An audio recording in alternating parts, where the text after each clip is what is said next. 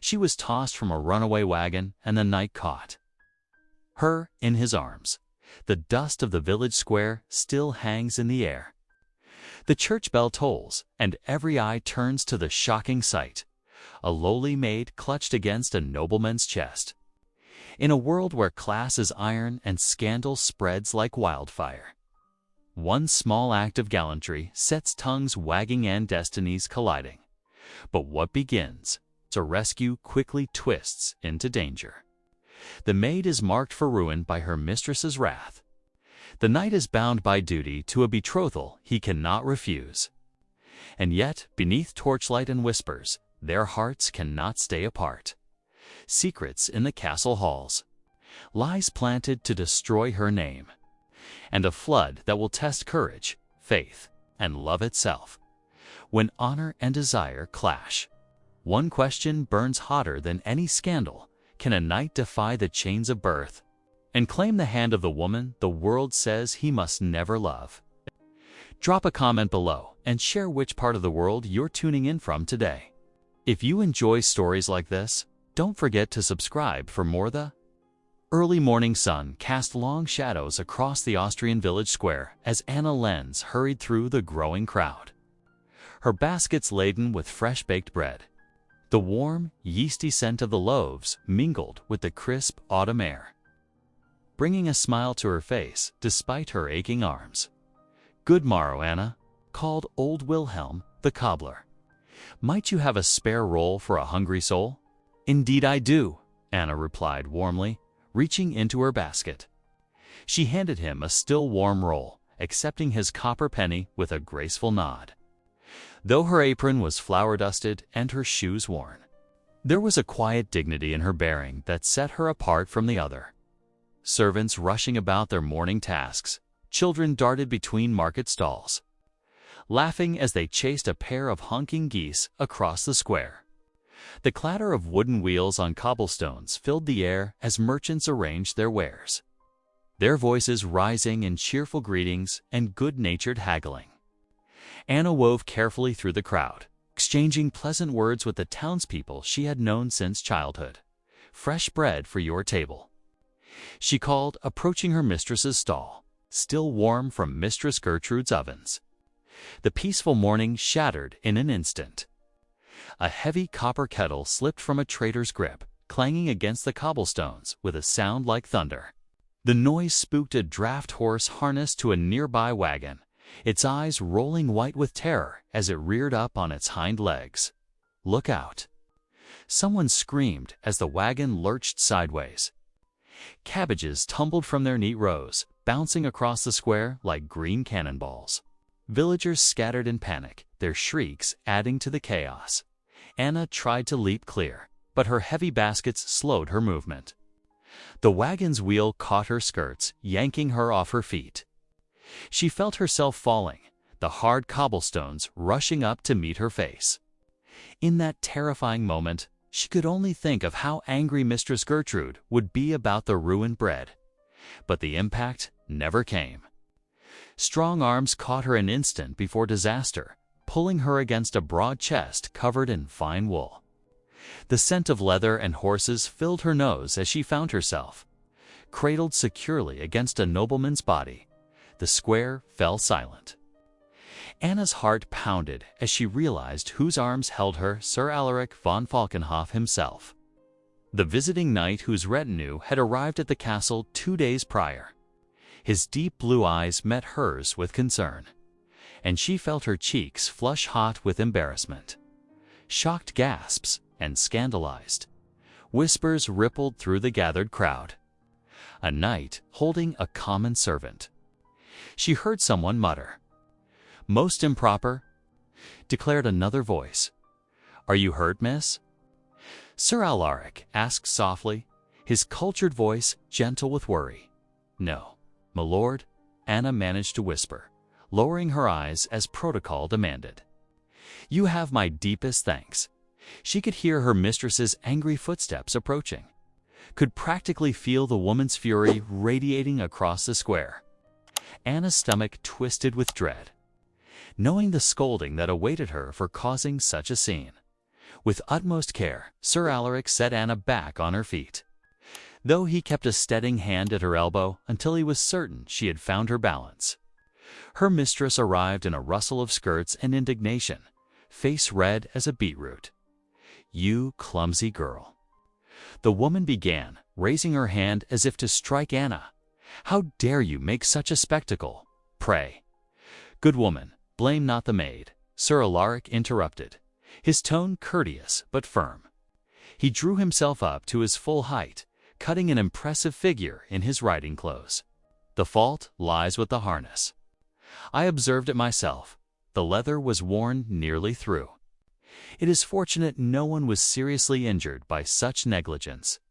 The mistress's mouth worked soundlessly, unable to contradict a nobleman regardless of her anger. Anna kept her gaze fixed firmly on the cobblestones, her cheeks burning brighter than ever. All around them the villagers whispered behind their hands, no doubt already spinning this tale into fresh gossip for their supper tables. The afternoon sun cast long shadows across the castle courtyard as Anna made her way back to the kitchens, empty baskets swinging at her sides.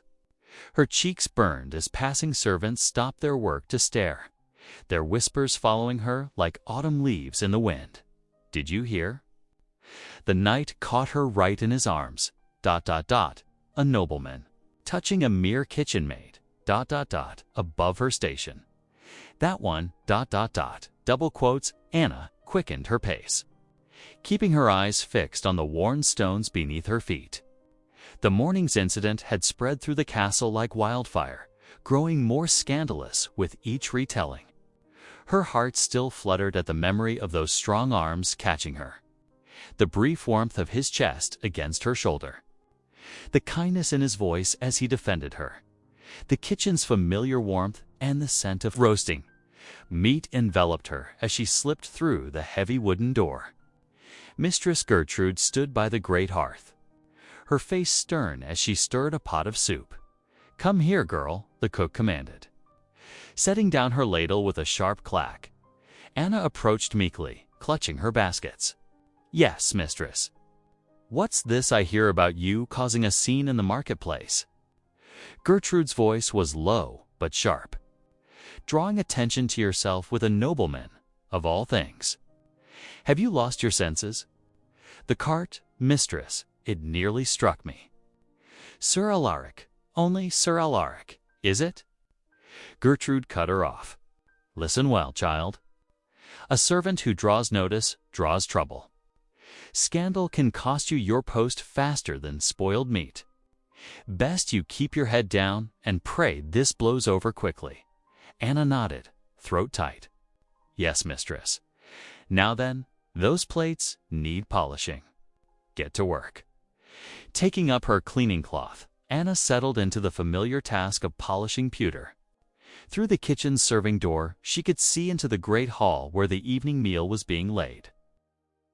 Her hands faltered as Sir Alaric entered with a group of nobles, his tall figure commanding attention even in such distinguished company. He moved with easy grace, stopping to exchange words with an elderly baron. When a serving boy stumbled nearby, Alaric steadied the lad with a gentle hand and a kind smile. Anna's heart ached at the sight as she worked. Voices drifted down from the gallery above her mistress and the visiting Baroness Vaughan.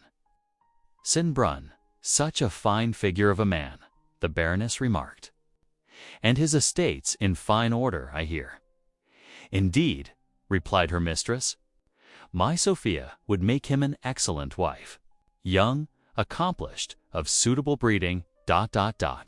and pretty as a spring rose." The Baroness agreed. "You must arrange a proper introduction while he stays at court."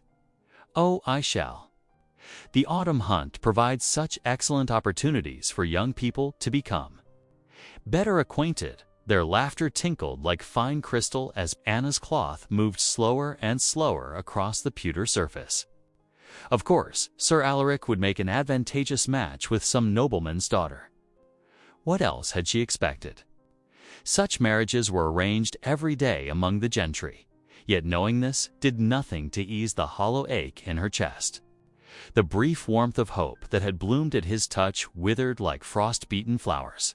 Later, in the cramped servants' garret she shared with 2 other maids, Anna knelt beside her narrow cot. The stub of a candle cast wavering shadows on the rough walls as she clasped her hands in prayer. "Lord," she whispered, "grant me peace of heart. Help me not to yearn for what cannot be mine." A tear slid down her cheek, falling unnoticed in the darkness. "Let me serve with gratitude, not covet above my station." The candle guttered low, its flame dancing weakly. "Lord, grant me peace," she whispered once more, her voice barely a breath in the night. The next morning dawned cold and clear, with frost glittering on the castle windows. Anna's stomach churned as she donned her cleanest apron and smoothed her hair beneath its white cap. Tonight she would serve wine at the noble banquet, a task that filled her with equal parts dread and secret anticipation. "Mind you, don't spill a drop," Mistress Gertrude warned, checking Anna's appearance with a critical eye. "And for heaven's sake, girl, stop trembling like a leaf in autumn." But Anna's hands would not steady as she entered the great hall, carrying a silver pitcher of deep red wine. Candles flickered in elaborate holders, casting dancing shadows on the tapestried walls. Ladies in silk gowns gossiped behind jeweled fans, while gentlemen in embroidered coats discussed politics and hunting. Sir Alaric sat near the head of the table, his quiet dignity standing out among the louder revelry. Anna kept her eyes lowered as she moved among the guests, though she felt his presence like warmth from a hearth. "More wine."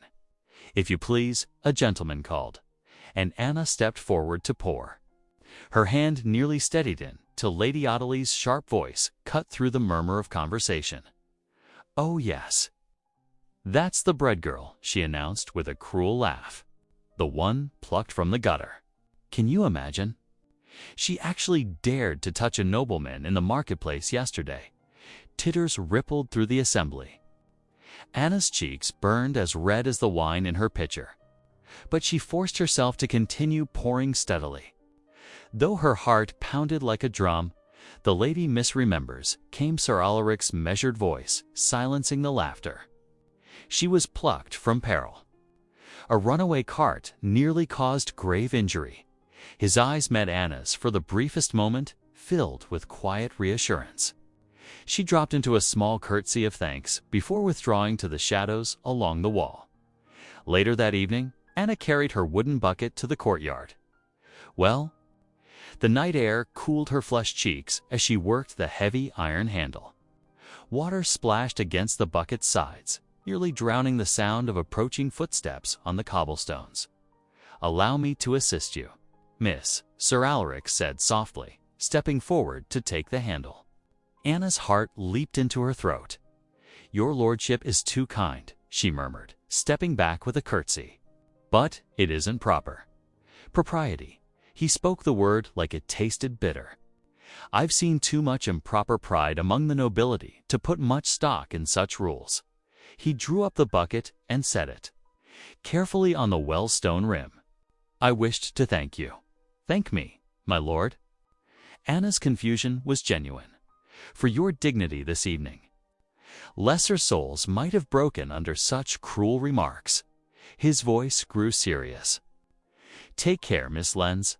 The Lady Ottilie bears you ill will, though you've done nothing to deserve it. I am only a servant." "My lord," Anna reminded him, though her heart raced at his concern. "Such things matter little in my position. They matter greatly to those with conscience," he replied. "I've grown weary of watching noble birth mask ignoble hearts." Anna clutched her bucket's handle tighter. Fighting the dangerous warmth, his words kindled. "You are kind to say so, my lord.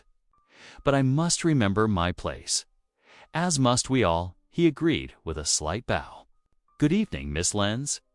Later, Anna stood by the kitchen window, watching moonlight silver the castle walls. Sir Alaric's words echoed in her mind, sweet and forbidden as stolen honey. His kindness, his weariness with noble pride, the way his eyes had met hers with such understanding, Anna. Those dishes won't wash themselves." Mistress Gertrude's sharp cry startled her from her reverie. Anna jumped and hurried back to her work, though her thoughts kept straying to the quiet conversation by the well. Outside, the moon continued to glow on the ancient stones.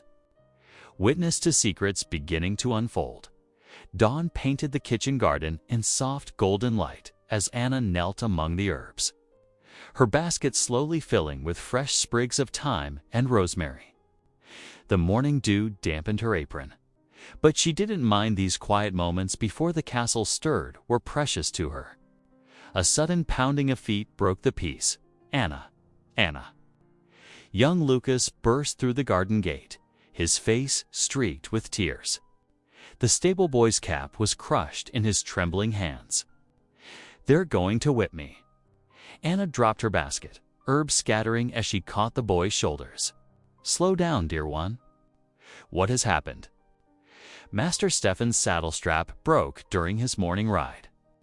He says I didn't check it proper, but I did, Anna.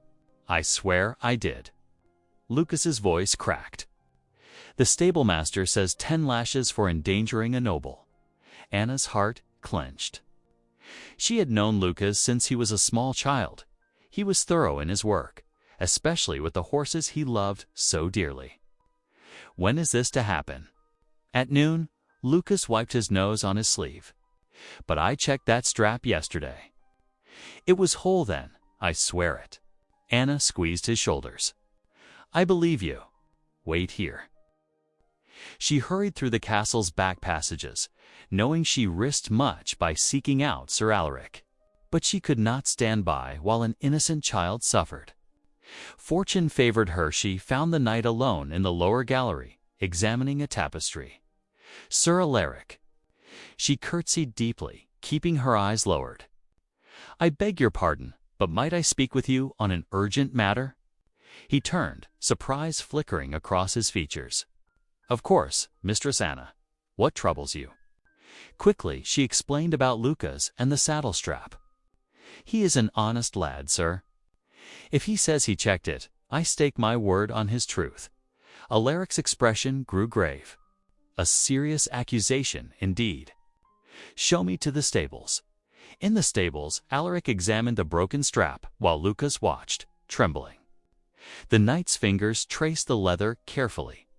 Then he held it to the light streaming through the stable window. "See here," he said, pointing to the break. "This strap has been wearing thin for months. The leather is darker where it's been stressed." He turned to the stable master. "The boy is not at fault. This is normal where that should have been spotted during regular maintenance." The stable master's face reddened. "But sir, Master Stefan insisted." "Master Stefan was mistaken," Alaric said firmly. "The boy will not be punished for another's oversight. See that all straps are checked properly from now on." Word of the incident spread quickly through the castle. In the kitchen that afternoon, Anna overheard 2 scullery maids whispering, "Did you hear? The knight took the word of a servant girl over a noble's. Aye, and saved that stable boy too. They say she has his ear now. His ear, or perhaps more." One maid giggled nastily. Anna's cheeks burned, but she held her head high and continued her work. Later that day, she crossed paths with Alaric in the herb garden. He paused, ensuring no others were within earshot. "You showed great courage speaking up for the boy," he said quietly. "I only spoke truth." My Lord Anna's fingers worried at her apron. "In faith, I could not stay silent. Truth and honor are rare qualities these days," Alaric replied. In any station, their eyes met briefly before both looked away, conscious of propriety.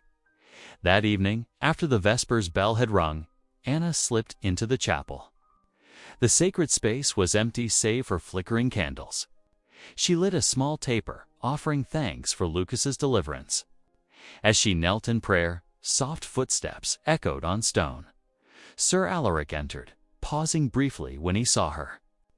Then he moved to a pew across the aisle and knelt in his own devotions.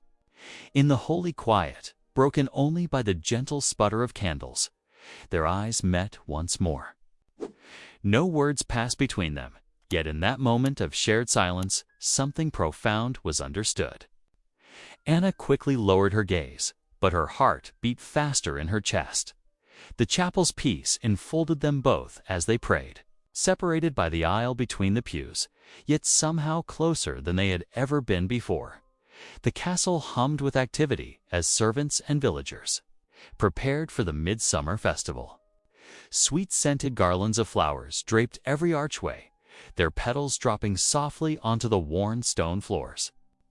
In the great hall, nobles discussed the evening's torchlit banquet, while servants scurried about with decorations and platters. Anna's fingers ached as she polished yet another silver goblet, her reflection distorted in its gleaming surface. The lye soap had left her hands red and raw, but she kept working, determined to finish her task. Around her, other maids whispered excitedly about the dancing to come, though they would only watch from the shadows. "Mind you, don't miss a spot," the housekeeper warned. Peering over Anna's shoulder, "The Baroness will inspect every piece herself." As afternoon faded into evening, the castle transformed. Hundreds of candles cast a warm glow across the great hall, and torches flickered in iron brackets along the garden paths. Musicians tested their instruments in the gallery above, sweet notes of violin and flute drifting down to where Anna helped arrange platters of roasted meats and fresh-baked breads. The feast began with all the pageantry Anna expected. Ladies in silk gowns swept through the hall like exotic birds, while gentlemen in embroidered coats bowed and smiled. Among them, Sir Alaric stood tall and striking in deep blue velvet, though his eyes seemed distant as he nodded at the endless introductions. "Girl, the wine?" Her mistress snapped, and Anna hurried forward with the crystal decanter. She moved carefully between the guests, filling goblets while keeping her eyes lowered. When she reached Alaric, her hands trembled slightly, but she managed not to spill a drop. "My thanks," he murmured, his voice warm. Their fingers brushed as she withdrew, sending a shiver through her heart. As the evening wore on, the music grew livelier. Couples whirled across the floor while servants pressed against the walls, watching the spectacle. Anna slipped out to the torchlit gardens for a moment of peace, breathing in the sweet night air. A fair evening, is it not? She turned to find Alaric standing in the shadows of a rose arbor. Her pulse quickened as he stepped closer, his face gentle in the flickering light. "My lord should not be seen speaking with me," she whispered, though she made no move to leave. "Then let us walk where none may see," he said softly, offering his hand. "The music carries even here." Indeed, the cheerful notes of fiddles floated from the great hall, muffled but clear enough. In a sheltered corner of the garden, hidden by tall hedges, Alaric took her hand. "One dance," he murmured. Away from prying eyes, Anna knew she should refuse, but her heart would not allow it. His hand settled respectfully at her waist as they began to move together, stepping carefully on the gravel path.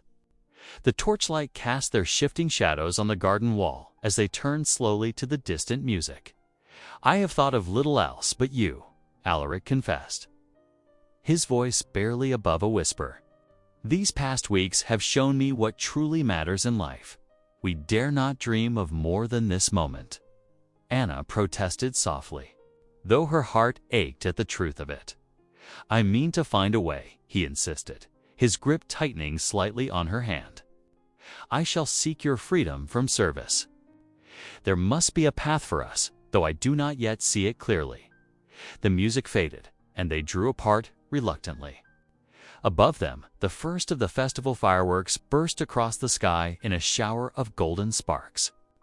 Anna watched from the dark garden path as more colors bloomed against the stars, each explosion reflecting the wild hope in her heart. Standing alone now, she wrapped her arms around herself as the cool night air carried the scent of gunpowder and roses. The fireworks painted her face in brief flashes of light, illuminating eyes that shone with dangerous joy. Never had she dared to imagine such happiness might be possible, Yet now the seed of hope had taken root in her heart, ready to bloom or wither with whatever morning might bring. 2 days after the midsummer feast, the servants' quarters buzzed with whispers that spread from kitchen to stable, from laundry to garden. "Did you hear?" they muttered behind cupped hands. The baker's maid danced with Sir Alaric in the garden. Some spoke with awe, others with spite, but all knew such boldness could not go unpunished. Anna kept her head down as she worked, feeling the weight of stairs upon her back. Even Mistress Gertrude's usual grumbling held a note of worry. "Child," she muttered, while kneading bread, "you'd best keep to the shadows for a time." But it was too late for caution. The mistress of the house, Lady Rothschild, had been waiting for just such an opportunity. That afternoon, as Anna scrubbed pots in the kitchen, the housekeeper burst in with 2 footmen at her heels. "Search her belongings," Lady Rothschild commanded, sweeping into the kitchen in a rustle of expensive silk. Her thin lips curved in cruel satisfaction as the footman dragged Anna's small trunk. From the servants' quarters, Anna's heart pounded as they rifled through her few possessions, her mother's prayer book, 2 plain dresses, a worn shawl. Then came the cry she had dreaded, "Here!" A footman held up a silver goblet, one of the finest from the feast. "No." Anna gasped. I would not." But her protests were drowned by Lady Rothschild's theatrical gasp of outrage. The great hall filled quickly as servants and nobles alike were summoned to witness Anna's shame. She stood trembling before them all, her cheeks burning with humiliation. The silver goblet gleamed accusingly on a table before her. "Not only a thief," Lady Rothschild proclaimed, her voice ringing through the hall, "but a wanton girl who seeks to rise above her station, dancing with nobility, corrupting honest men with her common charms." Sir Alaric strode forward, his face tight with anger. "This is madness. The lady is no thief. I would stake my honor on it." "Sir Alaric." Lady Rothschild's voice turned silk smooth with warning. "You are a guest in this house. Remember your place and your duty." She gestured meaningfully toward her daughter, who stood simpering nearby in her finest gown. "Certain arrangements await your attention." Alaric's jaw clenched as he caught the meaning. His betrothal to the daughter not yet announced but already assumed by all. His position as a noble guest demanded his silence. His honor bound him to respect his host's judgment. Anna saw the torment in his eyes as he stepped back, defeated by the very codes of nobility he lived by. "Take her belongings," Lady Rothschild ordered. "Cast her out. Let all see what becomes of servants who forget their place." Rough hands seized Anna's arms. She did not struggle as they dragged her through the castle corridors, down the steps, and out into the gathering dusk. Her small trunk followed, spilling its contents onto the muddy street. The heavy wooden doors slammed behind her with terrible finality. The first drops of rain began to fall as Anna knelt to gather her scattered possessions. Her prayer book had landed in a puddle. She dried it carefully with her apron, fighting back tears. The silk ribbon that marked her favorite psalm was still bright. A small comfort in the growing gloom. Thunder rumbled in the distance as she wrapped her shawl tightly around her shoulders. The village streets were empty, shutters already closed against the coming storm. Anna took a deep breath and turned toward the road that led to her childhood parish, where the kind old priest might remember her father's name. She had no home to claim now, no place to lay her head, but her steps were steady as she walked into the gathering dark. Behind her, the castle windows blazed with light, but she did not look back. The rain fell harder, running down her face and mixing with the tears she finally allowed herself to shed. The morning mist clung to the parish windows as Anna wiped down wooden bowls in the humble kitchen. 3 weeks had passed since her dismissal from the castle, yet she had found unexpected solace in Father Martin's quiet sanctuary. The parish house, though drafty and plain, offered her purpose among those who needed help most. "Another bowl of soup, please," called a small voice. Anna turned to see young Peter, his clothes threadbare but his eyes bright. She ladled steaming broth into his bowl, adding an extra piece of carrot. The boy's mother lay ill in the back room, one of many souls Anna tended between her kitchen duties. "God bless you, Miss Anna," Peter whispered, clutching the warm bowl. His gratitude touched her more deeply than any fine words. She'd heard at the castle. The days fell into a gentle rhythm, morning prayers, preparing meals for the hungry, changing poultices on the sick, and teaching the parish children their letters. Yet nights brought their own trials. When memories of Alaric's touch during their secret dance would steal her breath away, the chapel bell had just tolled 9 when she heard soft hoofbeats in the courtyard. Her heart leaped, though she tried to still it. Through the window, she glimpsed a cloaked figure dismounting in the shadows. "Anna," his voice, low and urgent, made her hands tremble as she turned from her work. Sir Alaric stood in the doorway, his noble bearing unchanged, though he wore simple riding clothes. "My lord." "You should not be here," she whispered, though her traitor heart sang at the sight of him. "I had to come." He stepped closer, moonlight catching the anguish in his face. "The way they treated you, my silence, I cannot forgive myself." "There was nothing you could have done," Anna said softly. "We both know the world we live in. I should have defended you more fiercely. Should have exposed the mistress's lies." His hands clenched at his sides. "Instead, I watched them cast you out like ... like the servant I am," Anna finished gently. "Please, my lord. You must not risk your position, your reputation, by coming here." "Alaric," he corrected. "Here, now, I am simply Alaric." His eyes held hers. "And you are simply Anna, the bravest, truest heart I have ever known." Tears pricked her eyes as he took her hands in his. "I love you," he whispered. "Rank and title mean nothing compared to that truth. And because I love you," Anna replied, her voice breaking, "I cannot let you throw away everything for me. Your duty lies with your station. With the alliance, your marriage will secure. A marriage built on lies and schemes," he said bitterly, "while the mistress spreads poisonous rumors about you through the village." Anna's smile was sad but steady. "Let her speak. I know who I am. These children I feed, these sick ones I tend. They know me too. That is enough." A sudden gust rattled the shutters, making them both start. "You must go," Anna urged. "Dawn comes early, and you cannot be seen here." Alaric's grip tightened on her hands. "I will find a way," he vowed. "This cannot be the end." "Go," she whispered again, gently pulling away. "Go with God's blessing." She watched from the chapel window as he mounted his horse, his cloak billowing in the autumn wind.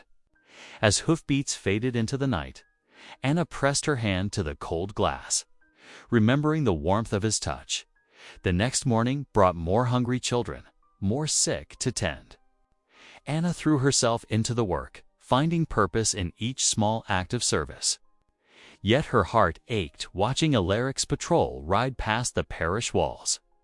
Knowing the distance between them grew with each passing day. Wind rattled the chapel shutters as Anna knelt in prayer.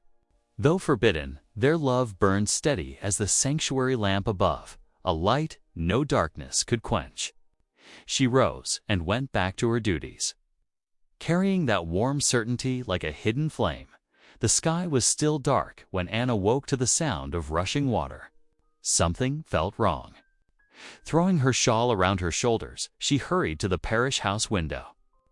Through the pre-dawn gloom, she could make out rippling puddles in the yard where none should be. "Father Martin," she called, rushing down the wooden stairs. The river.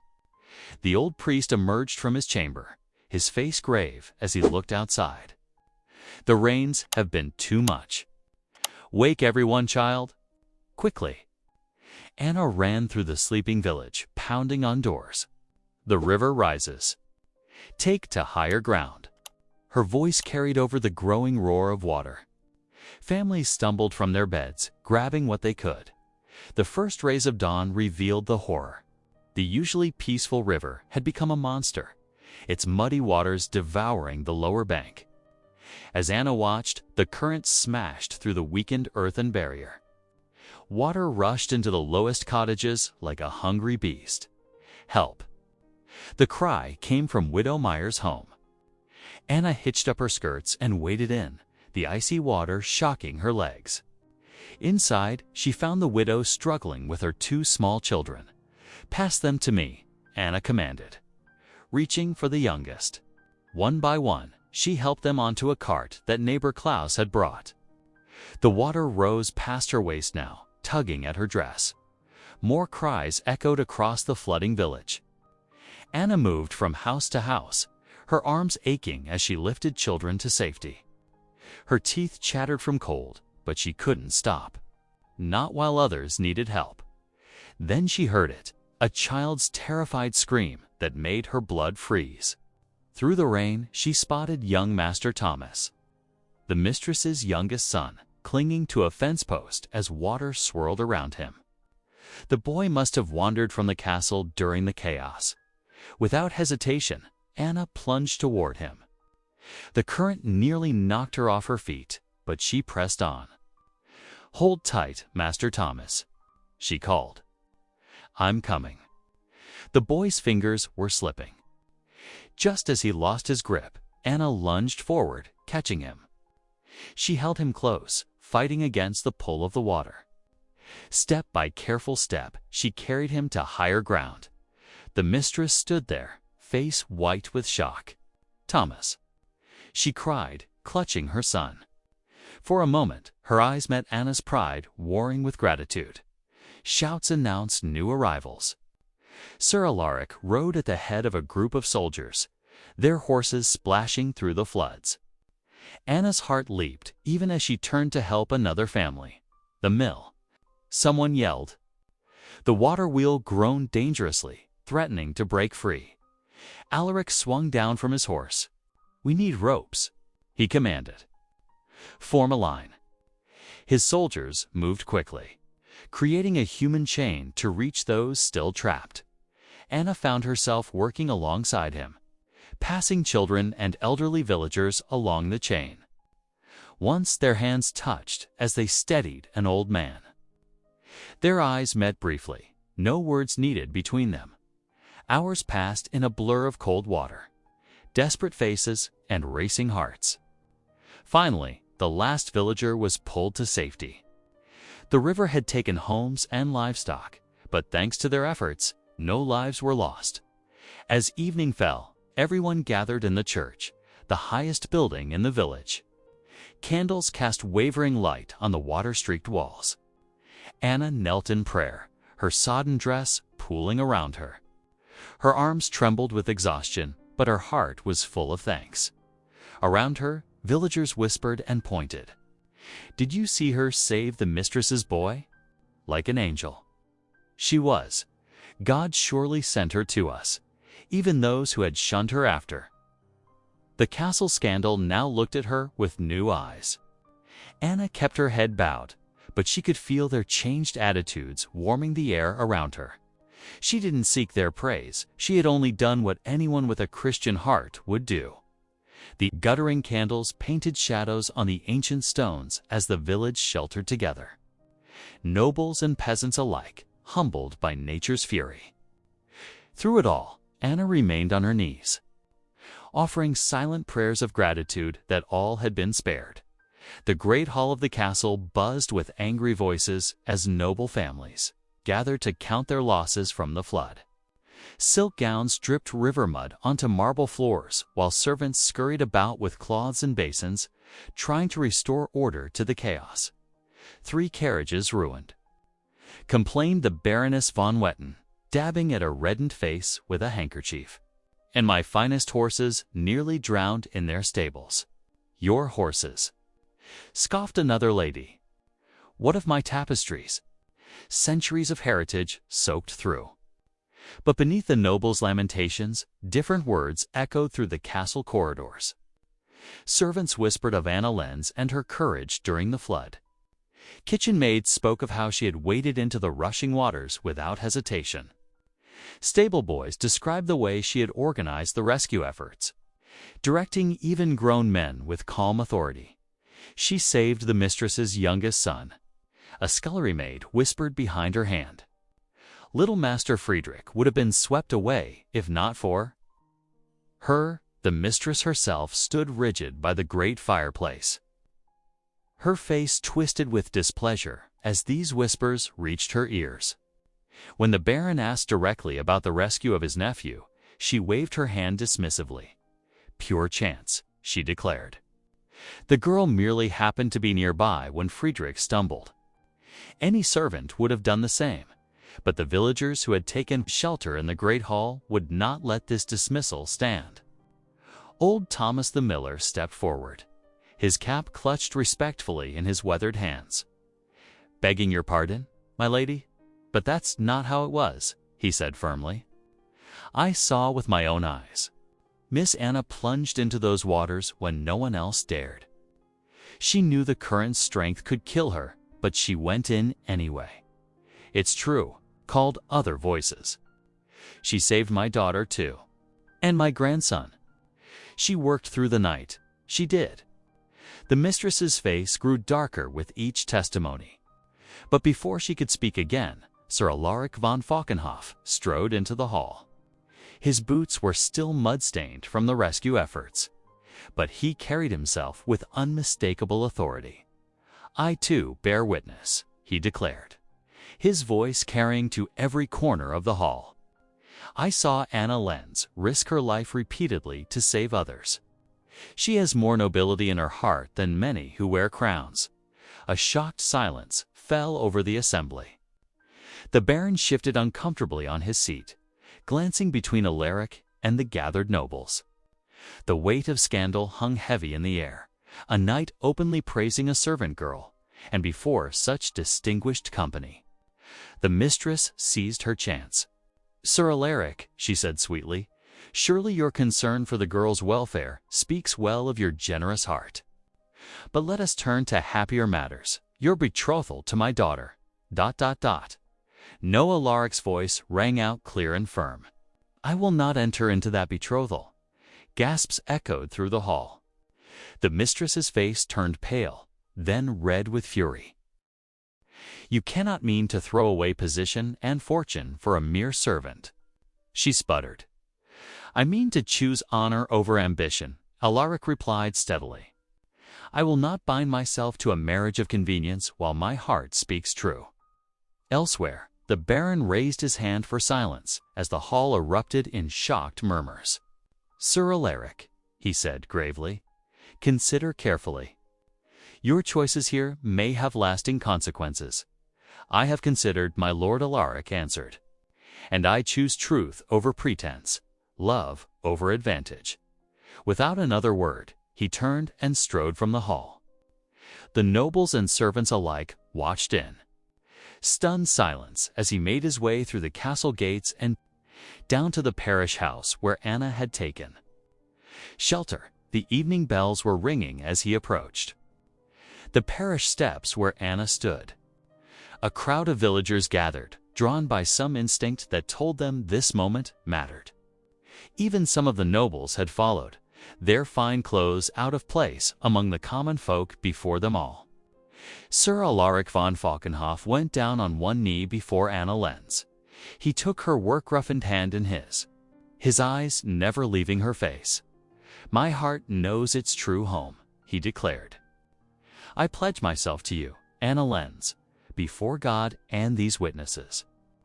Let the world say what it will." The church bells of St. Matthias rang joyfully across the village square on that crisp autumn morning, their melody carrying hope and promise through the cool air. 3 Sundays of banns had been read, each proclamation stirring more excitement among the villagers and grudging acceptance from the nobles. Now, as the morning sun streamed through the stained glass windows, casting rainbow patterns across the stone floor. Both highborn and common folk filled the wooden pews. Their distinct worlds merged in this sacred space, drawn together by a love that had transcended society's rigid boundaries. Anna stood in the vestry, her hands trembling slightly as village women made final adjustments to her gown. Though simple in design, the dress spoke of the community's love, each stitch sewn with care by the women who had known her since childhood. White linen, freshly pressed, fell in clean lines to the floor, while delicate embroidery at the collar and cuffs showed the skilled hands of the village seamstress. "You look like an angel, dear," whispered old Martha, tucking a sprig of rosemary into Anna's carefully pinned hair. "Just as you did when you saved those children from the flood." In the church proper, Sir Alaric von Falkenhoff stood before the altar in his finest attire, polished boots, ceremonial sword at his hip, and the dignified bearing of his knightly station. Yet his eyes, fixed on the church door, held only warmth and anticipation. When Anna appeared in the doorway, a collective murmur rippled through the congregation. She walked slowly down the aisle, her head held high with quiet dignity. Gone was any trace of the frightened servant girl who had once been cast into the street. In her place strode a woman who had proven her worth through courage and compassion. The priest, Father Benedict, smiled warmly as Anna reached the altar. He had known her since she was a child, had sheltered her in her darkest hour, and now stood ready to bless this unlikely but profound union. "Dearly beloved," his voice rang out clear and strong. "We are gathered here in the sight of God to join these two hearts as one." The ceremony proceeded with time-honored words and gestures. When it came time for the vows, Alaric's voice carried clearly through the church. "I take thee, Anna, to be my wedded wife, to have and to hold from this day forward." Anna's response, though softer, held equal conviction. "I take thee, Alaric, to be my wedded husband." Double quotes, as Father Benedict pronounced them man and wife. The villagers burst into spontaneous cheers. Even some of the nobles found themselves smiling, moved despite their prejudices by the obvious love between the couple. The most surprising moment came when the mistress rose from her seat, her face showing an internal struggle. She approached the newly married couple, her young son Friedrich holding her hand. The boy beamed at Anna, still hero-worshipping his rescuer from the flood. "My son lives because of you," the mistress said quietly, her usual haughtiness softened by genuine emotion. I give you my blessing, though I never thought to see such a day." Evening found the newlyweds in their new home, a comfortable house on the edge of Alaric's family lands. The celebrations had ended. The last well-wishers departed, and they sat together before the hearth. Firelight danced across the walls, casting a warm glow over their first moments of true privacy as husband and wife. Anna watched the flames, wonder still evident in her expression. "I was tossed down," she whispered, remembering that first day in the market square. "Yet you caught me." Alaric took her hand, his thumb gently stroking her palm. "And you lifted me higher than I had ever stood," he replied softly, his voice full of tender conviction. The fire crackled gently in the hearth, its steady warmth reflecting the enduring love that had brought them to this moment. Together, they had bridged the divide between their worlds, proving that true nobility dwells not in titles, but in the heart. Thank you for watching. If this one reached you, consider subscribing. I'll be back tomorrow with more meaning, more humanity.